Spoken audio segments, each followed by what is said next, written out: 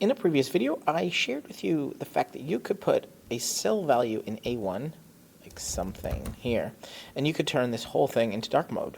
We could do that with conditional formatting.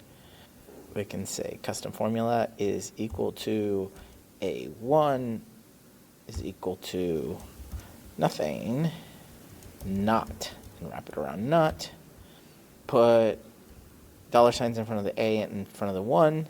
And when there's something there, we're going to change it to black and text white.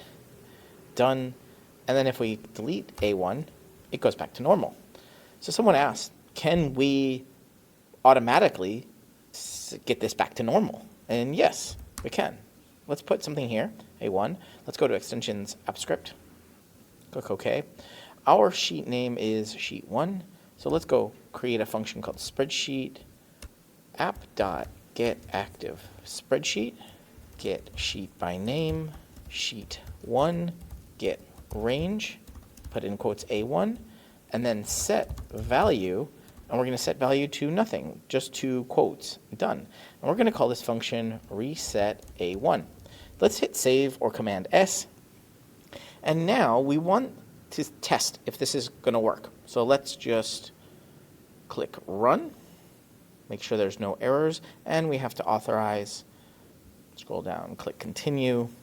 We get no errors. A common error is maybe you did not capitalize spreadsheet app correctly. It's a capital S and an A, or you get sheet by ID or not name, or you have a wrong name here, or you have a wrong range, or you don't put in quotes. Those are common issues. But let's see. We now have our reset our conditional value. Now, how do we get this to run all the time? Go over to the left side, click triggers. On the bottom right, click add trigger. Choose which function to run. If you have no other functions, it'll be right here, reset A1. We want to change the event source to time driven, and let's say every hour. So every single hour of the day, it will reset A1 to nothing. Click save. May have to authorize again. Click allow. And there we go. We have a hourly function that's going to clear that. We already tested it, right, because we ran it. We know it's going to work. We think it's going to work. And if you get any errors, it will actually email you as well. But yeah, hopefully that was really fun and interesting. And maybe this was your first kind of automation here in AppScript. I hope it was simple enough, and I hope it's fun enough to use.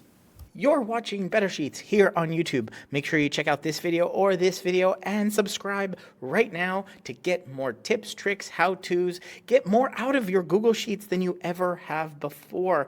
I'm excited to be making a ton more videos here. Ask me questions down in the comments and I will answer them in future videos. But for right now, right here, one of these videos is going to be your next Google Sheet.